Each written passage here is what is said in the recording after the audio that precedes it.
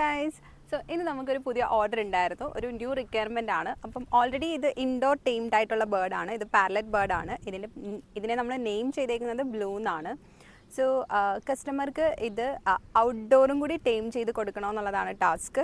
So നമ്മൾ outdoor train ചെയ്യിക്കാനായിട്ട് ഇറക്കിയിട്ടുണ്ട്. ഏയ് ബ്ലൂ, കം കം ബ്ലൂ.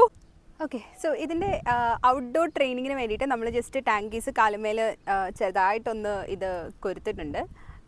എന്നിട്ട് ഇതിനെ ഇനി പറപ്പിക്കാൻ പോവുകയാണ്. അതിനുശേഷം നമ്മൾ ബ്ലൂ എന്ന് വിളിക്കുമ്പോൾ നമ്മുടെ കയ്യിൽ വരണം. ഇതാണ് നമ്മുടെ മെയിൻ ടാസ്ക്. കം. വാവ്.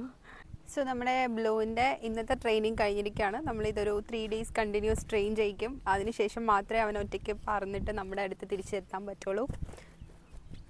ഇന്നത്തെ ട്രെയിനിങ്ങിൽ നമ്മളിന്ന് ഫസ്റ്റ് ടൈമാണ് ബ്ലൂവിനെ പുറത്തേക്ക് ഇറക്കിയത്. ലൈക്ക് ഒരു ഔട്ട്ഡോർ ട്രെയിനിങ്ങിന് വേണ്ടിയിട്ട് നമ്മൾ പ്രിപ്പയർ ചെയ്യിപ്പിച്ചത്. ആൾ ഓക്കെയാണ്. ആൾ നമ്മുടെ അടുത്ത് തന്നെ ഉണ്ട്.